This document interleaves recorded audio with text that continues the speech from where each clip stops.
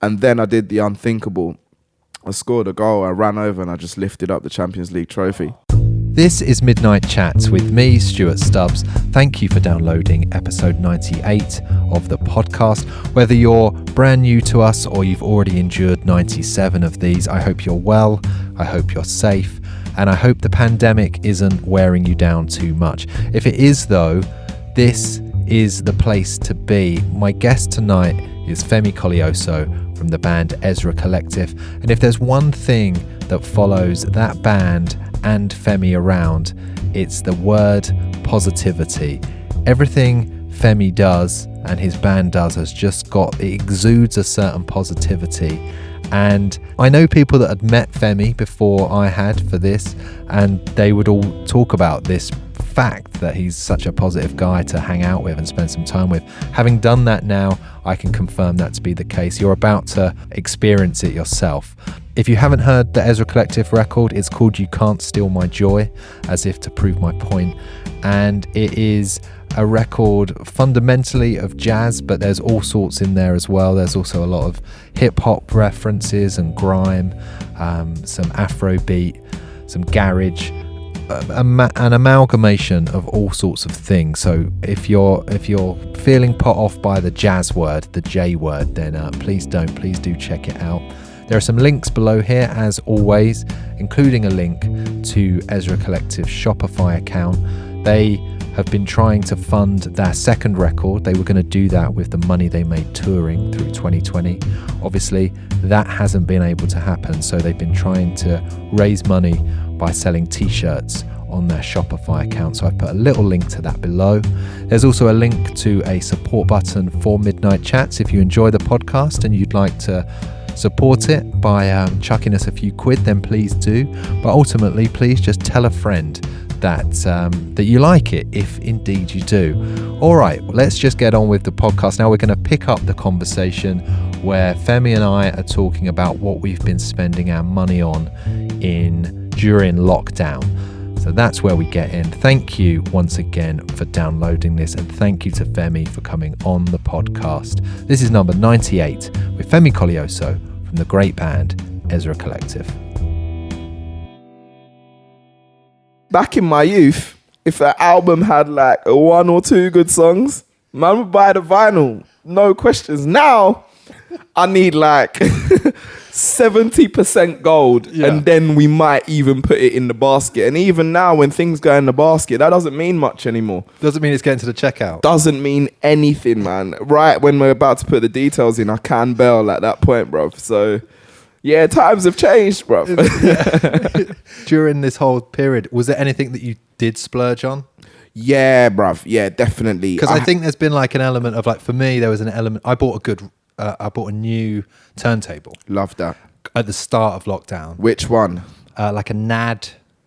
I can't remember the model of it. A pretty solid one. Okay, the one I had before was like pretty. Is this is for listening or for listening? Yeah, perfect. Pure yeah.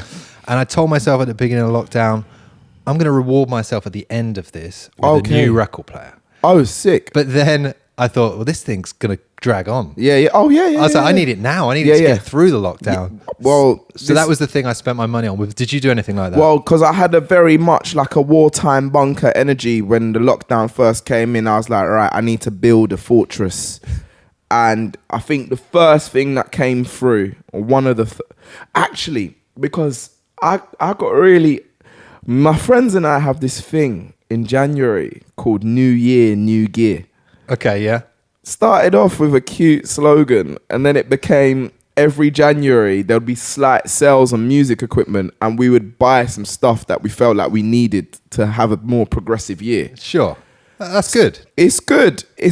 And, you know, so I got... music finances can be a little bit backwards in January. When the galaxies broke, we can be kind of up in January, because I would have finished a long tour. Europe,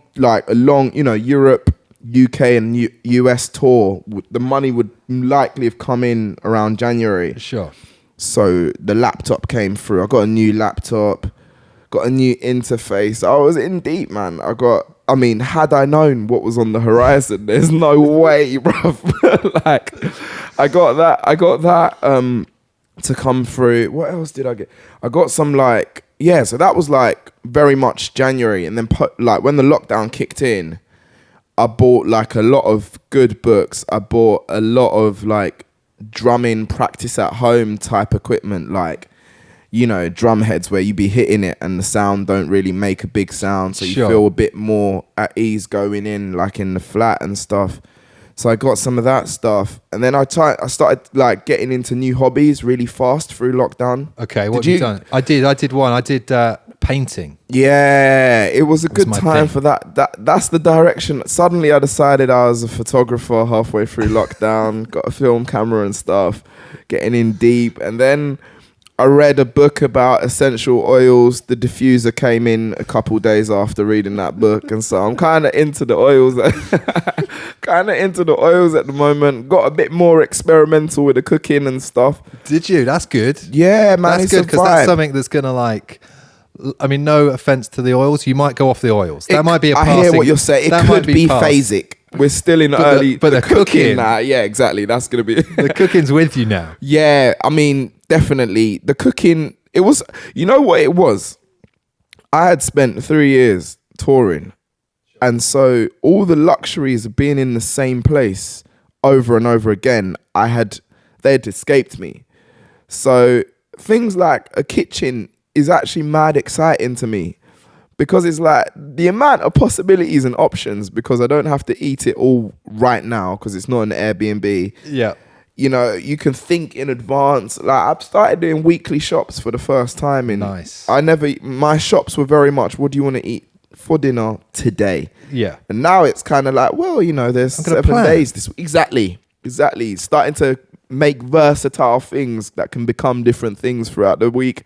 It's a deep one, man. It's a deep one. The word that follows Ezra Collective around and you as a person is like a positivity. Like you guys, you know, the album was called You Can't Steal My Joy. Like just everything you do is just exudes like a positive thing, right? Yeah. So I was going to ask you how have you stayed positive through this thing? But you've kind of answered it. These are the things you've been doing. Yeah, have you been feeling good through, like just generally speaking through, how have you found the lockdown experience? I think generally speaking, I've been really good. And a lot of that has been, you know, built into me over a number of years. You just didn't realize what you were... I know.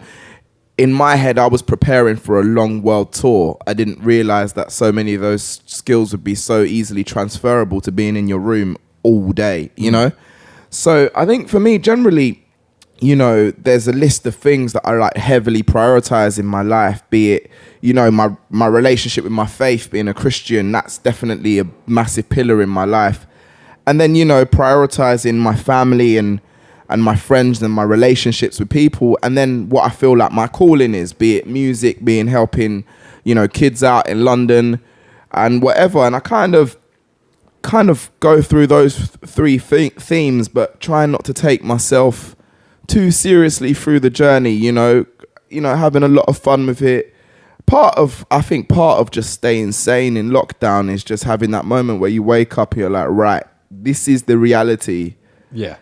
It is totally okay if we just bang out FIFA from 9 a.m. till 9 p.m. because you have nothing else to do right now. It's true, yeah. But when you got a healthy relationship with, you could do that, or you could half that time on FIFA and do something slightly more productive, and maybe you'll come out the other end slightly better. Do you know what I'm saying? Yeah. So a lot of that really.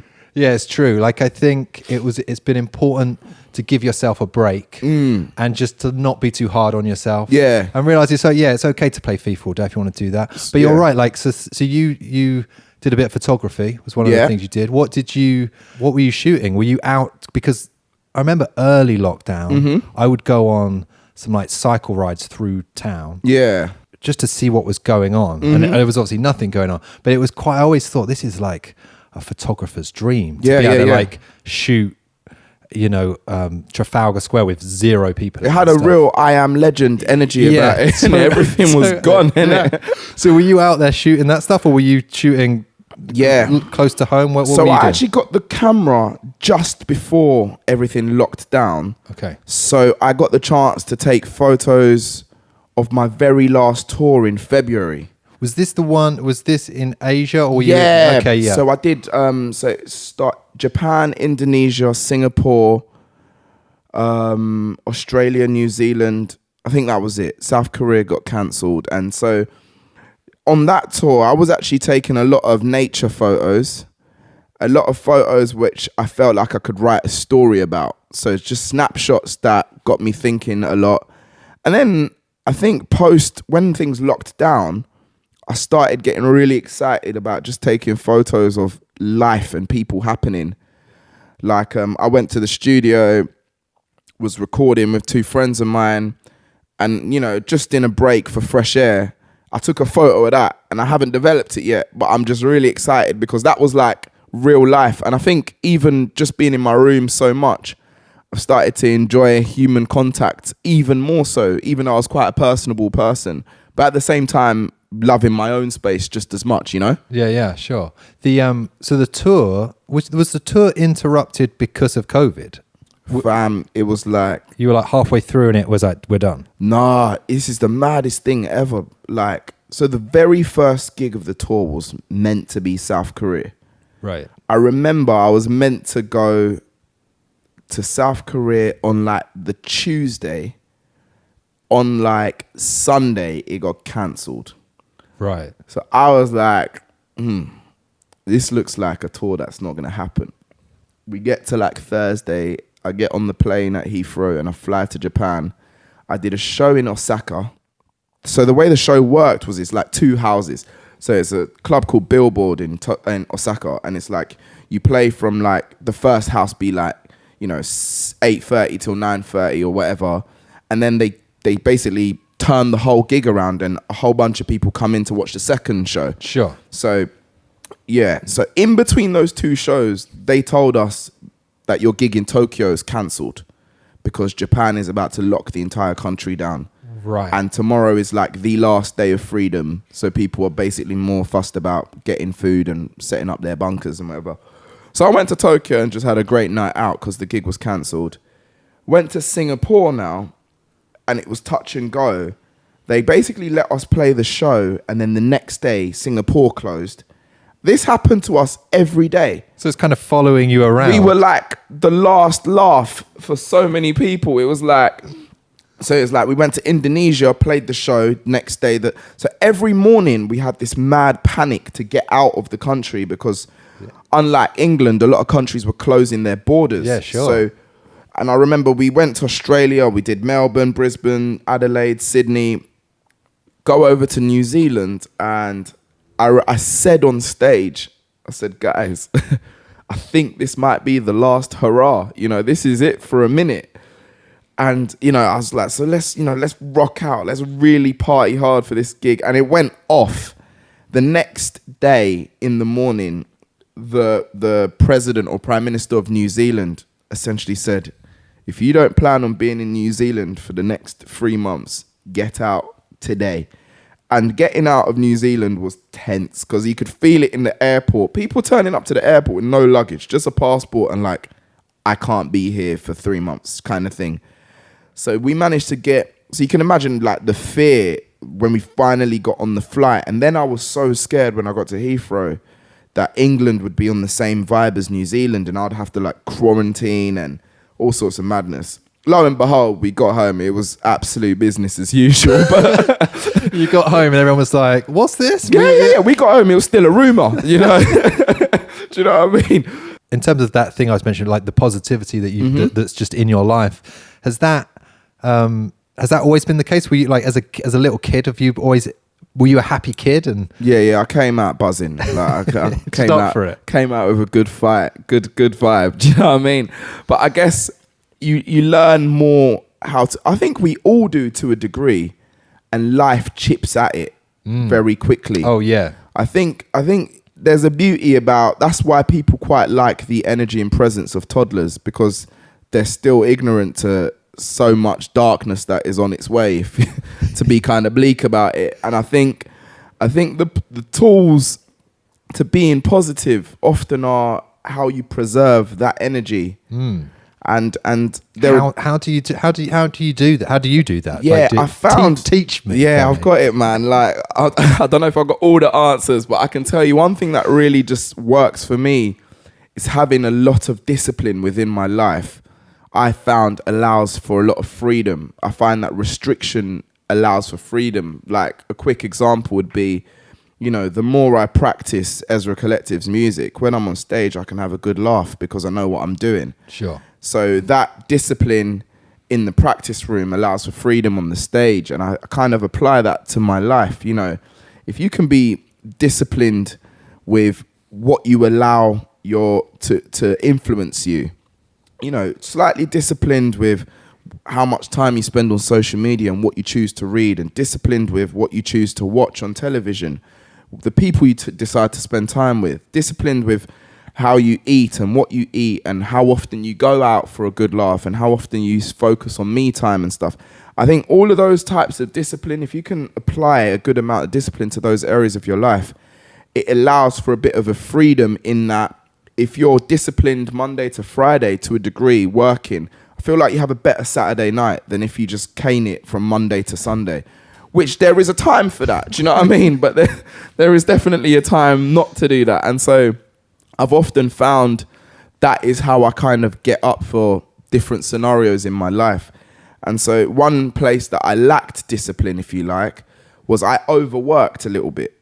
I was going to say, because the flip side to that is being not too, kind of going over the top on things. Yeah. Not being able to cut off from work. Exactly. Plowing on through the night. So you've been there as well. 100%. Sometimes you wake up on tour and you're just like, I just do not want to be in Texas. Like, I don't want to be here right now.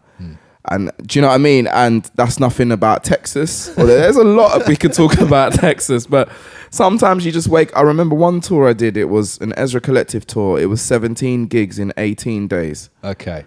Too much. Poor decision on everyone's part. I had every chance to say no before the tour. I didn't.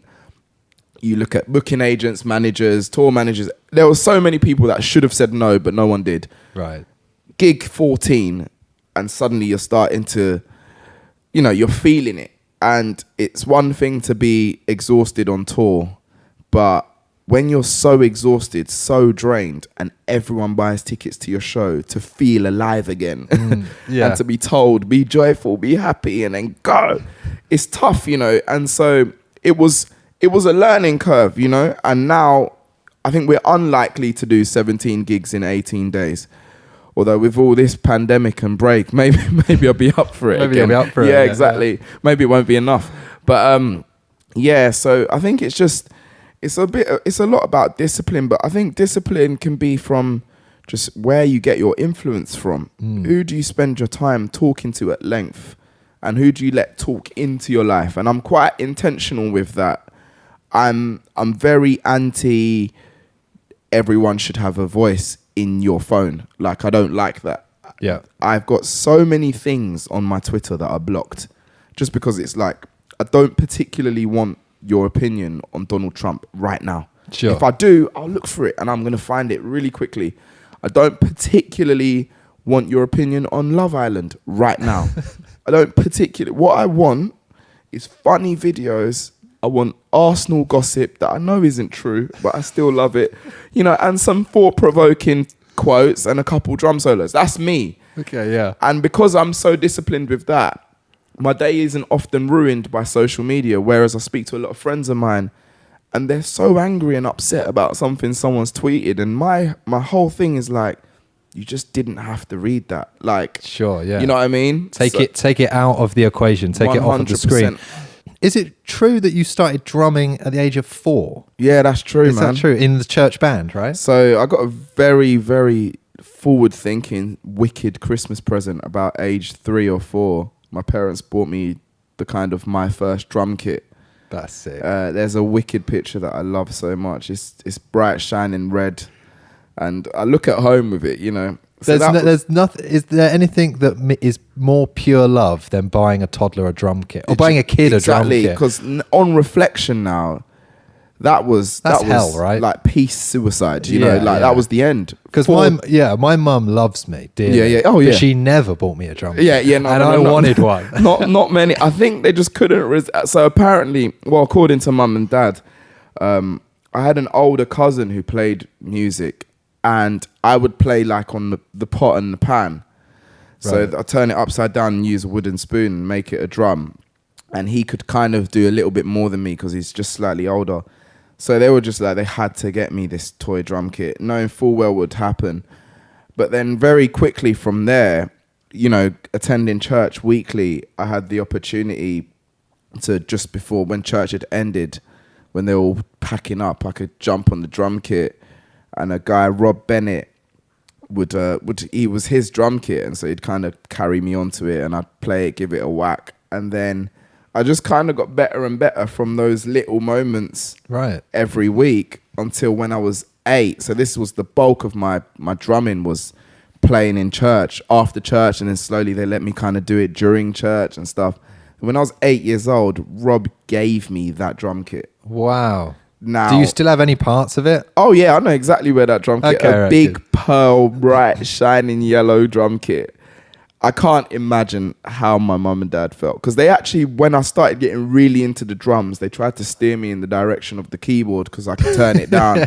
But I think they knew straight away it was a lost battle. And when Rob gave me that drum kit, that became like, it turned from kind of getting by in church to I knew what I was doing. I was playing the drums.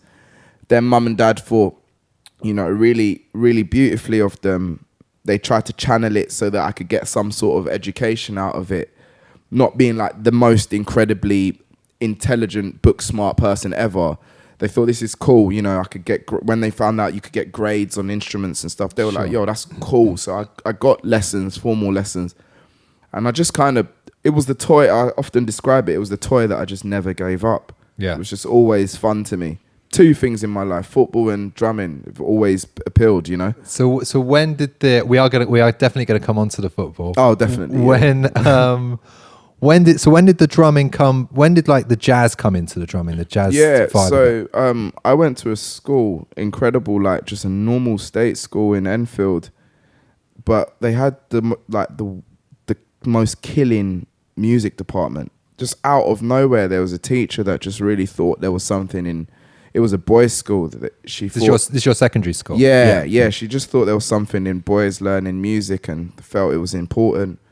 And so when I came into the school and was kind of like, I can play the drums, they were just like, well, this is great. And then I could have drum lessons at the school, which was really cool.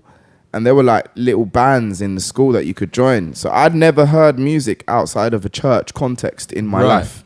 I was very much drums for church. And what was that kind of gospel? Yeah, tunes, I guess it was gospel, but a loose use of the word. You know, it had like a lot of Nigerian influence in the music we played, but also a lot of like kind of white rock, kind of Christian contemporary music. Sure. It kind of covered the full spectrum, which later on in my life I found out was a big advantage to me. I learned to play lots of different ways. But yeah, the jazz teacher the drum teacher I ended up with, a man called Tim Giles, was just a killing jazz drummer. And like I said, I saw the drums super narrowly for a long time. It was, you play the drums in church and I need to get this grade 8 certificate so mum can, you know, just give it a rest. You know, this grade 8 certificate's important. And when I finished my grade 8, I got a good result and everything. I was really young. I must have been about, 12 or 13 when I got it. I kind of said to my drum teacher, well, I guess that means I've completed the drums. That's when he laughed and he said, oh, well, there's lots of other things other than your grades, you know. I was like what? And he just kind of said, well, like jazz music. And I was kind of like, what's that?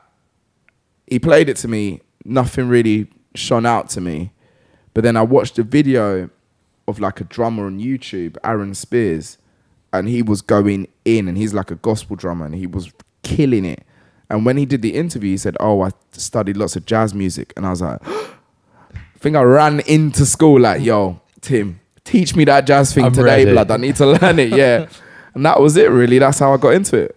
Nice. And so sorry, what age was that you, around what age did you get your grade 8? When did you do that? Probably about 13 or 14 years old, yeah. Cool. Then you're getting into the jazz stuff. So when does the great Tony Allen come into your life? Amazing. Who we sadly lost this year, of course. Yeah, man. So we fast forward when I was about 15 or 16. I found a youth club essentially called Tomorrow's Warriors that teaches kids to play jazz music. So that's when I kind of discovered the jazz community within London. So I'm playing, and then when I turned 18, I moved out of the house and moved to southeast London so that I lived closer to Trinity School of Music that I just got into to play at university, studying jazz drums. And really my education came from, I started going out every night to play the drums. I'd go to Ronnie Scott's on a Monday and Tuesday. I'd go to Charlie Wright's on a Tuesday before Ronnie's. Wednesday, I'd go to, was it Ronnie's again on Wednesday? Thursday was definitely the Hippodrome Casino, had jazz on Thursdays. Fridays, Troy Bar. Saturday was like a weird day off because people had gigs. And then Sundays was the Haggerston. So I'd go out every night till 3 o'clock in the morning playing jazz music in jam sessions. And I was playing in the Haggerston on a Sunday about age 18. And this guy came up to me and was like, black Nigerian guy. So straight away, I saw it in his eyes. This guy's Nigerian. I better call him uncle kind of thing. Came up to me, was like, you sound good on the drums. Like, who's your, who you checking out? Who your biggest influences? And I was like, oh, my hero's Tony Allen.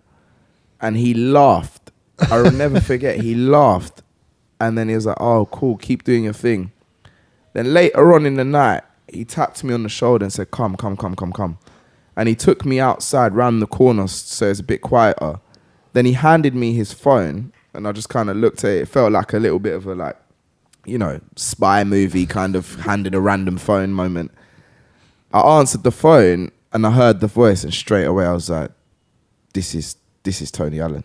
And he was like, I heard you sound good on the drums. I'd love to meet you. Blah, blah, blah. Like me. Yeah, I heard you're a bit of a fan. I don't think I said much. I was just like, yeah, you're, So who was the guy with the phone? His name's Bookie Leo, who's a saxophone player that played with Fela Kuti and played with Tony. So they were close friends. That's why he laughed. He just didn't expect of all the drummers in the world for me to say. He thought I was going to say a jazz drummer. Yeah. And then I said to Tony, I was like, Uncle, can I have a drum lesson? He was like, yeah, that's why I'm calling you. Come to my house. Gave me a day and a date. I was like, yeah, I'll be there. Being an ignorant 18-year-old, didn't realize he lived in Paris. Yeah. Found a megabus for £10. I was like, yeah, this is good. I've got nowhere to stay in London. I've got nowhere to stay in Paris. So if I get the 11 p.m. megabus the night before, it's kind of overnight. I get there at like 5 a.m. or 6 a.m. Sleep on the bus, walk around Paris for about 8 hours. Met up with Uncle Tony, had a great drum lesson, walked around Paris for another 2 or 3 hours, and then got back on the megabus home to London, back to Victoria. I know Paris really, really well. Yeah, I was doing that for a while, just having drum lessons with him. So you did that more than once. Got that night bus trip. How many times did you do that? Oh man, I can't remember because not too long after that, I started bumping into him because we were doing the same festivals. Probably 2 years. I was going like every few months. That's insane. It's insane that you essentially speak to this guy. He just happens to be in the pub. You mention who your hero is. He calls his hero. Literally. And you then find yourself getting on a bus and going having drum lessons with that guy. It's crazy. How nervous were you going and meeting him the first time? Or was I didn't, you know what? I wasn't nervous at all. No. I was more nervous about getting to Paris. Yeah. Yeah. Just like... I mean, that must have been... How long does that take? That must take, what, 12 hours? 12 hours? It was a 10 p.m. coach, I remember. Right. 10 p.m. coach, and you get there around 5 or... You get there at 6 a.m., like 2-6. Okay. But halfway through, you got to wake up for customs. Oh, and, black guy on my own, no suitcase, nothing. Everyone else can speak French. I was just always scared. I mean, my passport's super legit, man. Every time.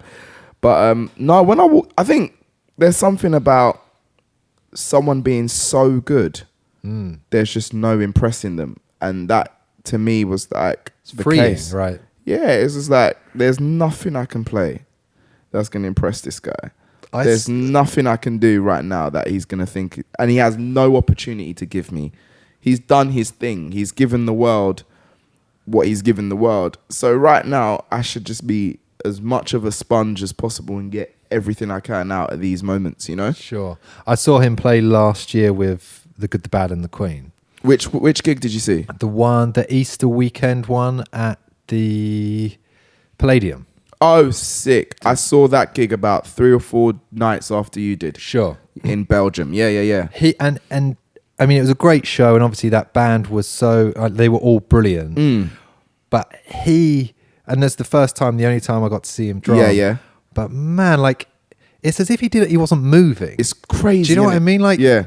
The amount of sound, the things he was doing, but he just looked almost static. Like he was the guy to watch because he wasn't doing anything. Yeah. It was insane. It's just like the first thing he taught me when we started to learn the drums together.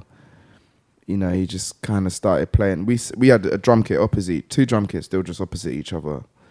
And without saying much, he would just start playing like an Afro beat. I'd listen for about a minute, and then he'd give me a little nod, and I'd join in with the beat, just playing it at the same pace. And the first time I played, he kind of stopped me, and he just said, "Why is everything so aggressive?" I was like, "What do you mean, man? These are the drums, man. Like, this is what the drums are for. Give it a whack. That's why we learned to play the drum." He was like, "No, it's a peaceful instrument. Like, just relax." And that is what he taught me. He just taught me, just try and relax. You don't have to smash every note that you play. Just try and relax, lay back, relax. And after about 2 hours, suddenly he'll give me a little nod like, yeah, that's it.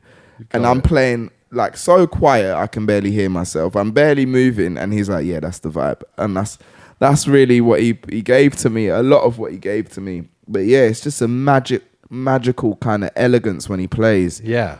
Where he can control the whole band, but without even really flinching, you know? Yeah, sure. And you can hear, like, you know, his drumming in what you do with Ezra Collective and all of that. Just like, I mean, I'm like a real jazz novice myself. Like, I've kind of come to it through you and Moses Boyd. Yeah. The current jazz scene that's like been kicking off over the last few years. When you tell people that you are a jazz musician, say as a shorthand, if you're you know, a wedding, or you meet someone. Yeah. Do you? What is the reaction that they give? Do people kind of look horrified at jazz as much as they used to? I remember, like, previously. So when I was a lot younger, I used to say I was a jazz drummer because I didn't want to be bunched as a gospel drummer. It was like, if you said you played the drums, it just automatic, and you were black, just automatically meant you're a gospel drummer. Right. You sound like all of these guys. So I used to say I'm a jazz drummer so that I'd throw the curveball a little bit. And quite often was just met with, I don't know what that means. What does that mean? And then they would be in the direction of like burlesque, and they're looking at me like, is that your vibe? And I was like, no, not quite. It's kind of different to that. And so now I think, and then there was a period where it would be like, I'm a jazz drummer, I play in a band. And quite often when people would see the band, like Ezra Collective, they'd be like, fam, I didn't know that was jazz. It felt like I didn't get it, but I got it, you know, and like, I think I understood it, but I'm a bit hesitant to say. And I'm like, it's just, that's what jazz is to me. I don't know what I'm talking about, what I'm doing. It's a feeling, it's a swing, you know.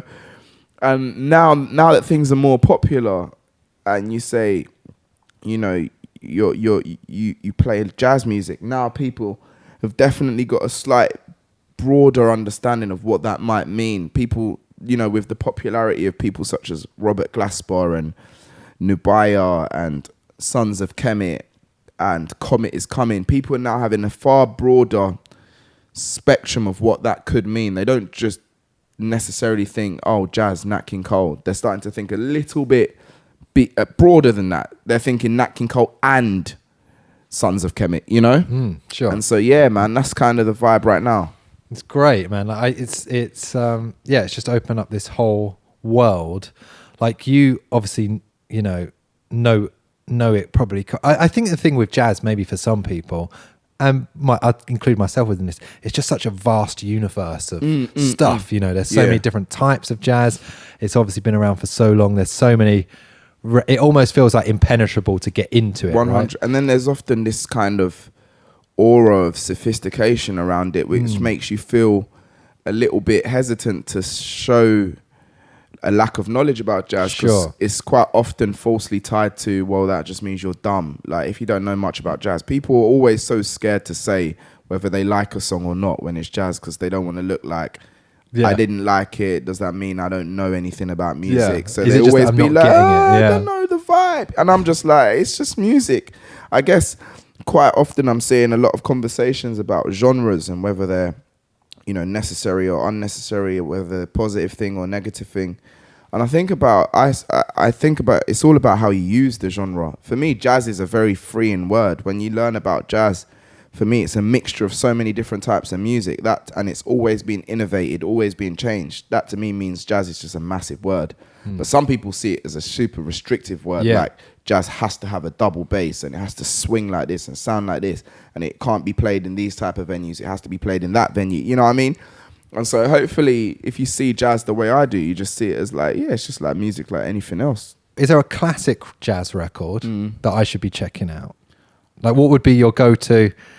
Imagine I've never heard anything. Yeah. What should I go for? I think I often advise Kind of Blue by Miles Davis, just because it is of such massive importance of both the past and the future of jazz in one record recorded in 1959. Like, I often say that is a very good starting point just because of how massive it was.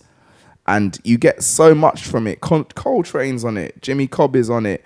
Paul Chambers is on it. It's quite an A team of jazz music. And then you can draw quite a nice line from Kind of Blue, and you can eventually get to Ezra Collective in not too many steps. Whereas if I was to recommend some of the other records, it'd be like a little bit off that, if that makes sense. Sure, yeah. But that would be my go-to. That's the one to check if you've never heard anything. Cool. I've got one Miles record. I've got Sorcerer.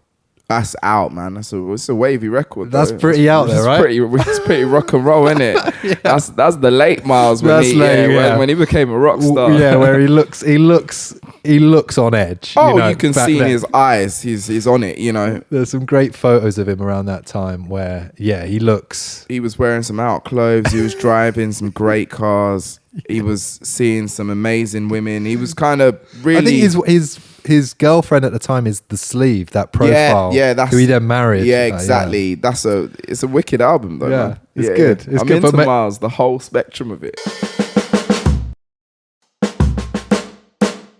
Another thing that I saw you do, just to hop back to your Twitter account quickly, that I thought this was such a nice thing to do, was that it was on the day that people got their A-level results. Oh, yeah? And you posted out that little thing, just kind of an open call to anyone that was picking up their results that day to DM you if they need to talk, if they want to chat on the phone, you're there for them. Yeah. Did you get many? I mean, one, I just thought that was like, what an incredibly sweet and thoughtful thing to do for people. But did you get many people get in touch? Yeah, did people talk to you? I got loads. And that was your day gone. It was my day sacrificed, and it was beautiful because I think it's in the reason I've done that before. Actually, I've done it a few times now. I think it's really important if you've got any type of a platform where someone getting their results might just be looking at your life and think, I hope I can get that. I always think to make myself available to speak to them if they want to, you know. I often think the narrative of musicians and maybe people that are famous or popular or whatever, the narrative can often be forget school, chase your dreams, whatever.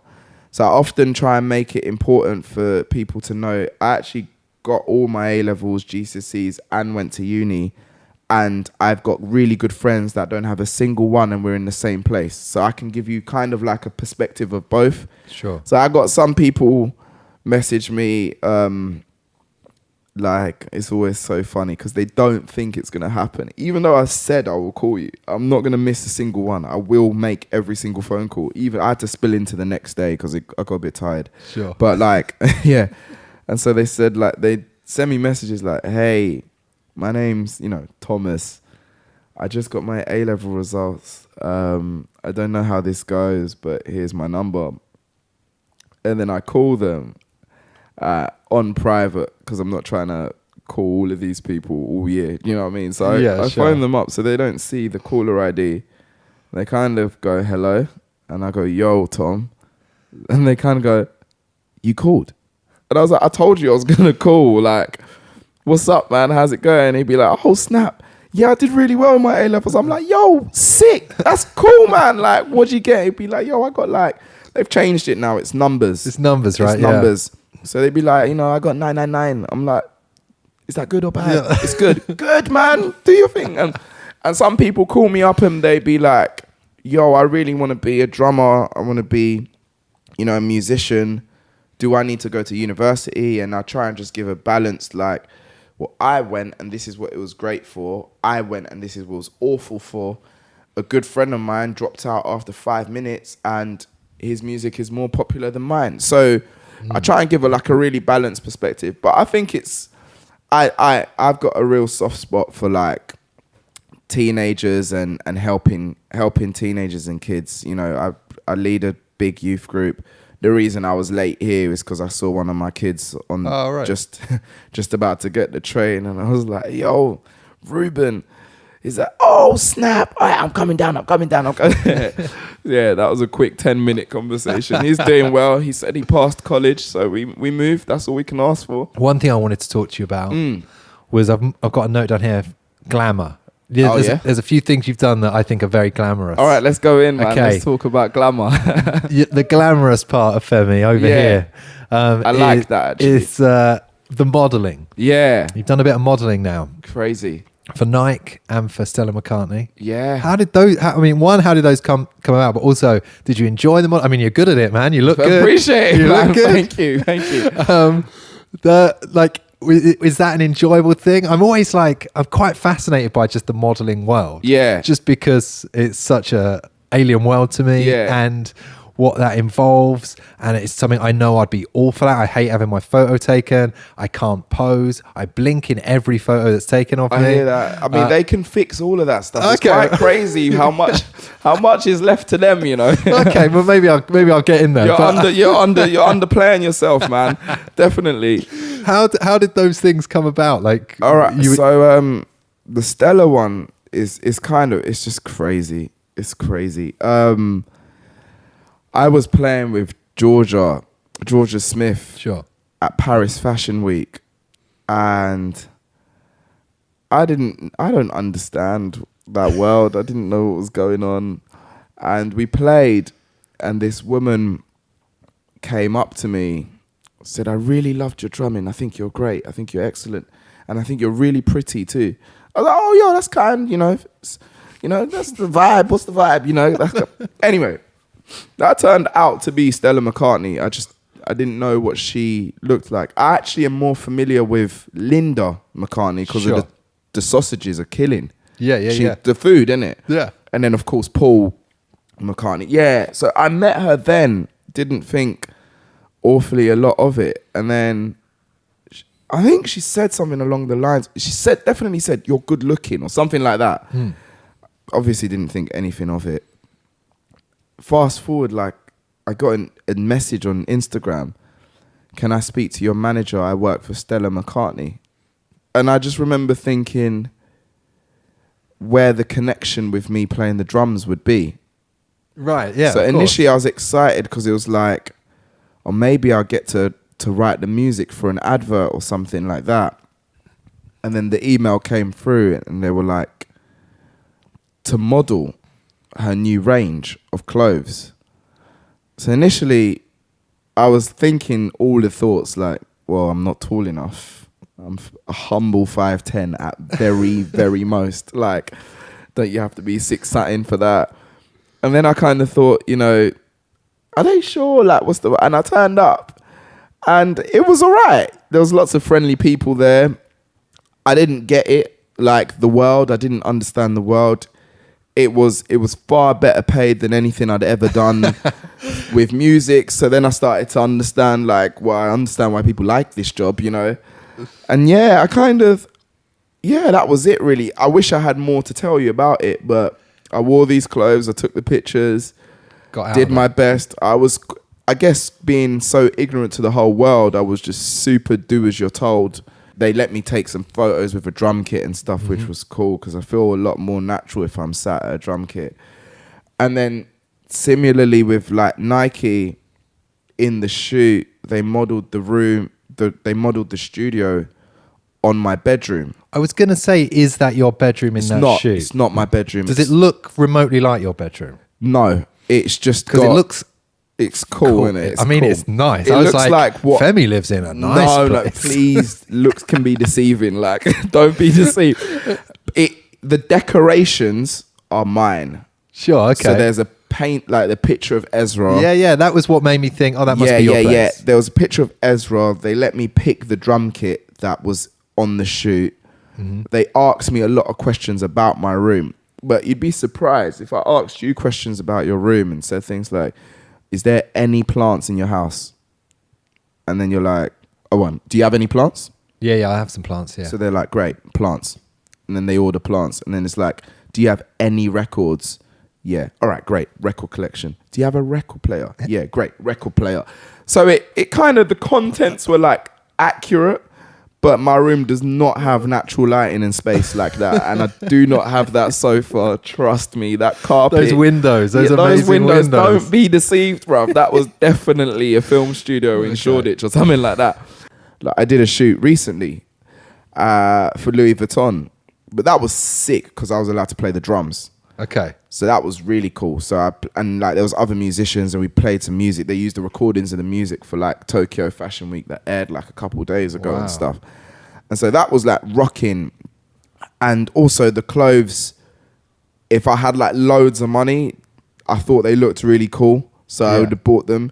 Whereas that jacket with Stella, it's unlikely that's what I would have gone for. Unlikely. Yeah. Never say never. I thought you were pulling it off, but by the end of the shoot, it started to feel comfortable. But initially, yeah. I mean, I can also see that it's not really you. It wasn't massively me, but she did give me like a hoodie. It just says her name on it. But these expensive clothes, the fabrics are different, you know. You can tell, right? You can tell. Like it's not. I mean, it's not. It's probably not worth $4,000. You can't tell it's $4,000, but you can tell that it's there's like a weight to it where it's like, all right, the stitching, jacket. Yeah. There's a quality to it. You don't just throw that in the tumble dryer. You think it through. Do you know what I mean? Yeah, you can. Yeah, and even the hoodie she gave me, like it was like it had a weight to it. It was like this is quality clothing. You know, even more glamorous, I would say, than this. Was the Champions League. Oh, mate, if we're talking about the Champions League life highlights, advert. You know. Oh, yeah. This advert, for anyone that's not seen it, is you drumming. I want you to tell me that you were actually in the stadium doing this. Let's just get into the whole story. Okay, right. So it's you drumming on the centre circle at Atletico Madrid stadium. It's all real. Alone. It's all real. Empty stadium. Empty. And like this advert is you. I mean, it's not like you. It's not like you're in. It's not like you've got a bit part in this advert. It's you soundtracking like a football montage for the Champions League. Yeah, it's insane. Just tell me about it. Go for it. Let's get into it. I got a phone call from my manager. When she calls, you kind of know. It's either bad news or good news. Or really good news. Or really great news. Like, average good news would be a message on WhatsApp. Yeah. Something storming would be I need to call. She called like, you're not going to believe this. It's like, what? She's like, BT Sports want you to do the Champions League advert. I was like, oh, my life. You know, like, dreams coming true moments, you know. And so then what it turned out to be was they wanted me to record a drum solo to all of the goals that you saw. So they made a compilation of all of these goals with like Gareth Bale scoring the overhead kick and blah, blah. So I composed a drum solo to that. recorded it in London, and then this is where things get very exciting. I got flown to Atletico, so to Madrid. I was on my own as well, brought to this amazing hotel. They gave me their tab. They just said, yeah, whenever you're hungry or thirsty, do your thing. In a hotel. Like, this kind of thing's unheard of. I was like, I don't understand what you mean. They're like, yeah, you can just get room service and stuff. And I was like, oh my life. So I think the first thing I did was I ate the Pringles in the mini bar. That's what I would have done. Yeah, because straight away, because you never touch them. That's the thing, you're not allowed. You're They're not allowed £7 Pringles. Yeah. Just don't touch the Pringles. I ate like both packets and I got into the Haribos. Then I started, I was just like, I was a kid, man. I ordered everything. I had the time of my life. Yeah, Good. oh mate, I rinsed it. You have to, yeah. So about 9 p.m, a cab picked me up and drove me to the stadium. I was buzzing. Right, because it's night in the shop, it's right? It's like nighttime. So yeah. it picked me up about 9 p.m. They drive me. You know the entrances in a football stadium? You've got no business going anywhere near there. Yeah. They drove me into the stadium. I walked in. It was just like, oh, snap. And then the groundskeepers all kind of met me, gave me all these mad strict rules. Like, the grass is so precious. You have to walk on this like little aisle to your drum kit, which was in the centre circle. So the kit's already set up. Kit's set up. It's there. They've got like a platform. Have you given them specifics of the kit you want? Yeah, so they knew like, exactly. Yeah, they knew the kit that I wanted. They wanted it to be silver for Champions League and stuff. Okay. And I just gave them the brand and the drum kit that I kind of used to record the soundtrack on. And, you know, you walk down this like thing, they protected the grass.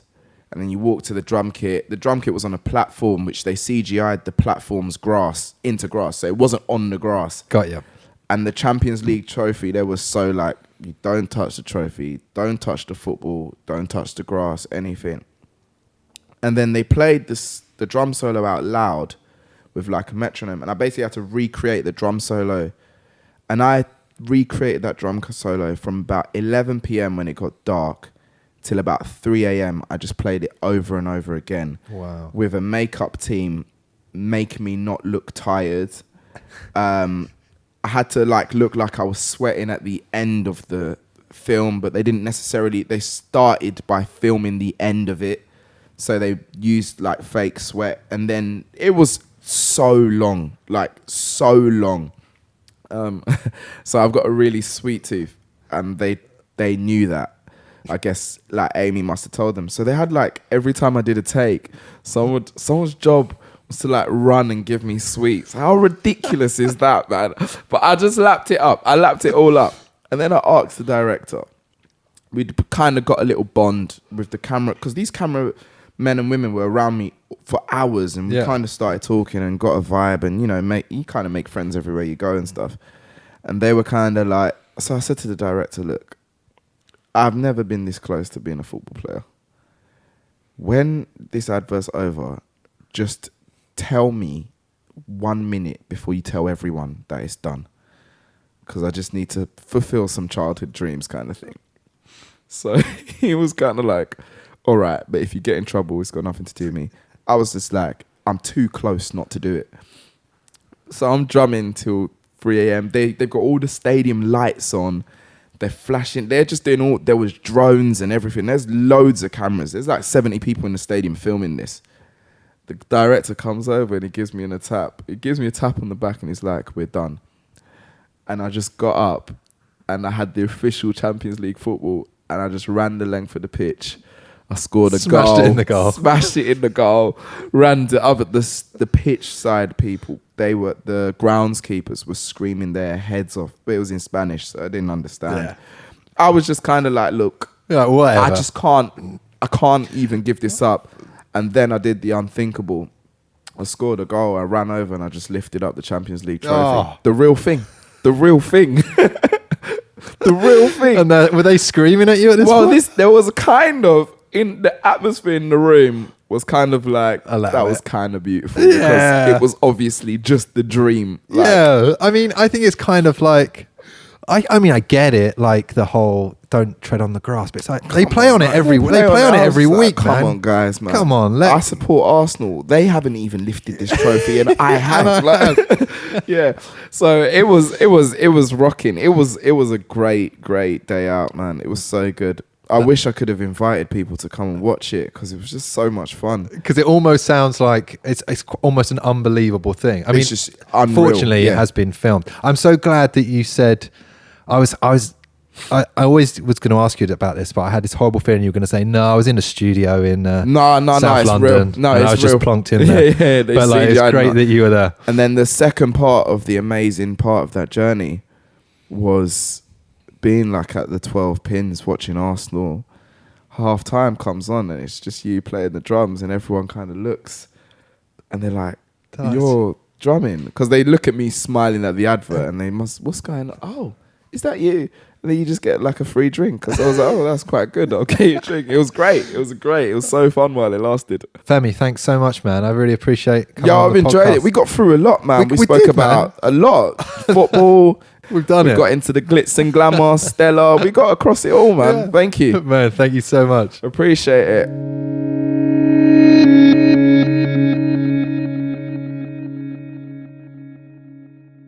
Anyway, good night.